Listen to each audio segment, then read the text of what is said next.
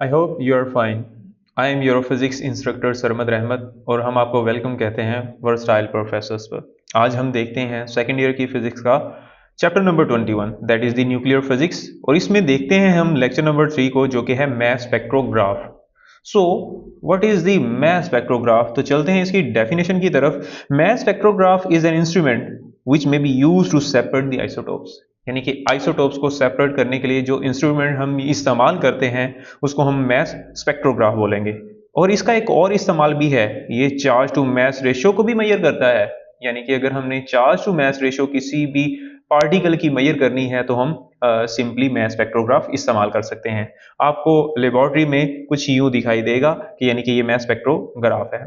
Further अगर हम देखें तो एक्चुअली इसके अंदर इलेक्ट्रिक और मैग्नेटिक फील्ड यूज किए जाते हैं।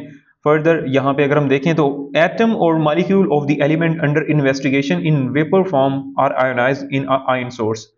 हम क्या करते हैं, हम एक सैंपल लेते हैं, गिवन सैंपल को आयोनाइज करते हैं with the help of ion source. कैसे? अगर हम ऑब्जर्व करें तो हमारे पास पार्टिकल्स जो होते हैं या जो भी सैंपल है, अगर उनमें से इलेक्ट्रॉन्स छीन लिए जाएं तो उनके ऊपर पॉजिटिव चार्ज आ जाता है, उनको पॉजिटिव आयंस बोलते हैं। As a result of ionization one electron is removed from the particle living with a net positive charge, positive E. So यहाँ पे आप देख सकते हैं दी पॉजिटिव आयन इसके फ्रॉम स्लिट S1। आप यहाँ पे देखिए S1 स्लिट है हमारे पास, और उसके बाद हमने एक एक्सेलरेटेड इसको किया है थ्रू अ पोटेंशियल डिफरेंस जो कि V है, और इसी तरह की एक और स्लिट लगाई है S2, और इनके दरमियान पोटेंशियल डिफरेंस है जिसकी वजह से आयन पार्टिकल्स मूव करेंगे। तो यहाँ पे एक हाई पोटेंशियल डिफरेंस आप देख सकते हैं प्रोवाइड किया जा रहा है, और फर्दर यहाँ पे एक हमारे पास पॉजिटिव आयन की बीम पास करेगी फ्रॉम S1 टू S2, यानी कि स्लिट S1 से S2 की तरफ। याद रखिएगा जैसा कि आयंस जो हैं, पॉजिटिव आयंस जो है, इनके ऊपर पॉजिटिव चार्ज है, सो S1 पॉजिटिव पोटेंशियल रखता है, जबकि S2 यानी कि स्लिट S2 जो है वो लोअर पोटेंशियल पे होनी चाहिए, जिसकी वजह से पॉजिटिव चार्ज अट्रैक्ट हो जाएगा टुवर्ड नेगेटिव पोटेंशियल। सो इस वजह से ये एक बीम जो है या स्ट्रीम जो है हमें मिलेगी, the ion pass through the slit S2 in the form of a narrow beam. अब यहाँ पे फर्दर हम देखते हैं इनकी काइनेटिक एनर्जी कहां से मिली। The kinetic energy of the single charge ion at the slit S2 will be equal to work done by the battery. जाहिर सी बात है, हमने इनको पोटेंशियल डिफरेंस प्रोवाइड किया है तो इनके पास कोई ना कोई इलेक्ट्रिकल एनर्जी है। Further energy of that ion, तो हम यहाँ पे इलेक्ट्रिकल एनर्जी को V is equal to W divided by Q से एक्सट्रैक्ट करेंगे, W is equal to V into E मिल जाएगा। अब यहाँ पे आयंस के पास कौन सी एनर्जी है? क्योंकि आयंस मूव कर रहे हैं, इसका मतलब है उनके पास काइनेटिक एनर्जी है। एक बात का खास ख्याल रखिएगा, इलेक्ट्रॉन गन में भी यही एक्सपेरिमेंट होता है, लेकिन उसमें हम इलेक्ट्रॉन्स प्रोवाइड करते हैं और वो S2 पे पॉजिटिव पोटेंशियल दिया जाता है, जिसकी वजह से इलेक्ट्रॉन्स जो हैं वो टुवर्ड पॉजिटिव पोटेंशियल जाते हैं, लेकिन उनको पोटेंशियल बहुत कम रिक्वायर होता है as compared to positive ion. Reason क्या है? पॉजिटिव आयन कंपैरेटिवली बहुत ही ग्रेटर होते हैं या साइज में बड़े होते हैं with respect to the electrons, इस वजह से हमें इसको बहुत ही ज्यादा पोटेंशियल देना पड़ेगा। सो हमारे पास जी इलेक्ट्रिकल एनर्जी काइनेटिक एनर्जी के बराबर हो जाएगी, V E is equal to 1 divided by 2 mv square. यहां से आप वेलोसिटी सेपरेट कीजिए तो यहां पे 2 डिवाइड हो रहा था, दूसरी साइड पे जाके मल्टीप्लाई हो जाएगा, जबकि मैस मल्टीप्लाई हो रहा था दूसरी तरफ जाके डिवाइड हो जाएगा। अब दोनों साइडों पे स्क्वायर रूट करेंगे तो हमारे पास V is equal to 2 capital V into E divided by m under root मिल जाएगा।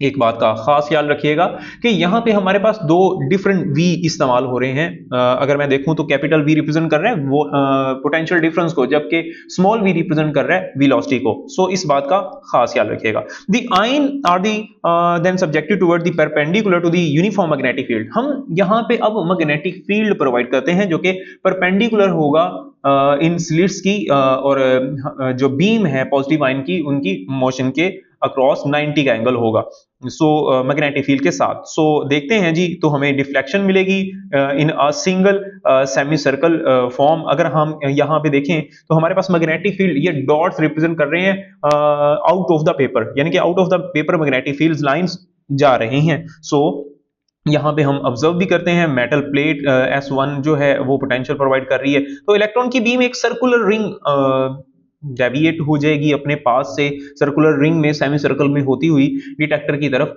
पहुंच रही होगी। सो ये M1 है। याद रखिएगा हमने ऑब्जर्व किया था कि जो मास ग्रेटर रखता है पार्टिकल, उसका रेडियस मैग्नेटिक फील्ड की मौजूदगी के अंदर बड़ा बनेगा और जिसका मास स्मॉलर होगा वो छोटा रिंग बनाएगा। सो एक्चुअली मैग्नेटिक फील्ड एक डिफ्लेक्टिंग फील्ड है या मैग्नेटिक फोर्स डिफ्लेक्टिंग फोर्स है। सो हम कह सकते हैं कि हमारे पास डिफरेंट मास, अगर एक ही सैंपल में से जो हायर पार्टिकल रखते हैं आइसोटोप्स, वो बड़ा रिंग बनाएंगे, जो छोटे पार्टिकल्स हैं वो छोटा रिंग बनाएंगे। Then we observe the detector record the number of the ions arriving per second. So हम प्रैक्टिकली ये कह सकते हैं कि उनकी जो फोर्स है, सेंट्रीपिटल फोर्स, वो एक्चुअली मैग्नेटिक फोर्स के बराबर ही है। जिस तरह हम यहाँ पे कह सकते हैं कि magnetic force actually reflecting force है। So F C is equal to F B, यहाँ से इनको कंपेयर किया जाए तो M V square divided by R is equal to Q V B. यहाँ से v को v से कैंसिल आउट कर दीजिए। ये कैलकुलेशन करने का हमारा मकसद क्या है? रीजन ये है डियर स्टूडेंट, एक्चुअली हम velocity of the particle, that is a too much difficult task, इसको कैलकुलेट किया जाए तो उसको सिंप्लीफाई करने के लिए हम फर्दर ये कैलकुलेशन कर रहे हैं। सो हमारे पास नेक्स्ट मिलेगा एम वी, आर डिवाइड हो रहा था दूसरी साइड पे जाके मल्टीप्लाई हो जाएगा, then we can say M V is equal to E B R बन जाएगा। आफ्टर दैट ये हमारे पास मैथ्स की equation E B R divided by capital V. तो हमारे पास आपको पता है वेलोसिटी ऑफ द पार्टिकल जो कि हमने देखी थी two capital V E divided by M under root के बराबर थी, वो वैल्यू मैंने इस वेलोसिटी की जगह पे रिप्लेस कर दी। तो हमारे पास m is equal to E small multiply B multiply R divided by under root two capital V E divided by M के बराबर हो जाएगी। मैं इसको सिंप्लीफाई करना चाहता हूं तो after that M square is equal to, आपके सामने ये E square B square R square divided by two V E divided by M बन जाएगा। After rearranging this equation will be obtain M square is equal to E square B square R square M divided by एक E से एक E cancel out हो जाएगा। After that will be obtain this result कि हमारे पास mass of the particle और mass of the isotope will be equal to E B square R square divided by 2 capital V।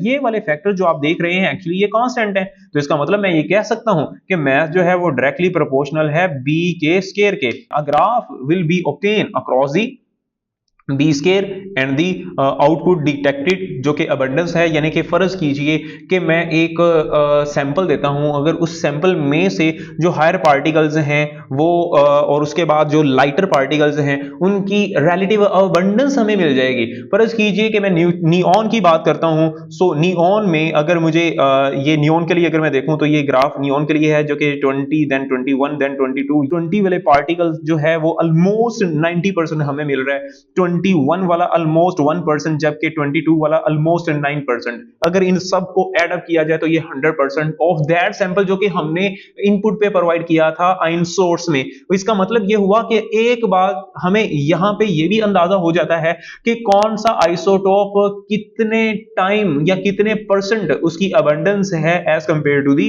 Other isotopes. The graph show a record obtain from the naturally occurrence neon gas, जैसा कि मैंने अभी बताया 3 isotopes हैं जिसमें 20 वाला 21 वाला हो जबकि 22 वाला हमें सिंपली मिल रहा है। The largest the peak the more abundance of the isotope will be present in that sample, जो कि हमने इनपुट पे प्रोवाइड किया था। जितनी पीक बड़ी होगी उतनी ही ज्यादा अबंडेंस हमें मिलेगी। The most abundant isotope in the neon is neon 20। यहाँ पे आप देख सकते हैं इसकी परसेंटेज एबिलिटी ऑलमोस्ट 90% है एज कंपेयर टू अदर, ये बहुत ज्यादा वैल्यू रखता है। अब हम फर्दर देखते हैं जी, यहाँ पे difference of the number of all the proton and the neutron in a nucleus that is denoted by A, यानी कि नंबर ऑफ प्रोटॉन और न्यूट्रॉन को देखा जाए तो उसकी तादाद जो होगी वो क्या होगी जी, मास नंबर होगी। यानी कि फर्ज कर ले मैं एक एटम के अंदर देखता हूं प्रोटॉन कितने हैं और न्यूट्रॉन कितने हैं, यानी कि न्यूक्लियॉन्स, तो उनका सम मास नंबर के बराबर होगा। जबकि एटॉमिक मास क्या होता है? Atomic mass is the average mass of the all atom obtained by the relative abundance.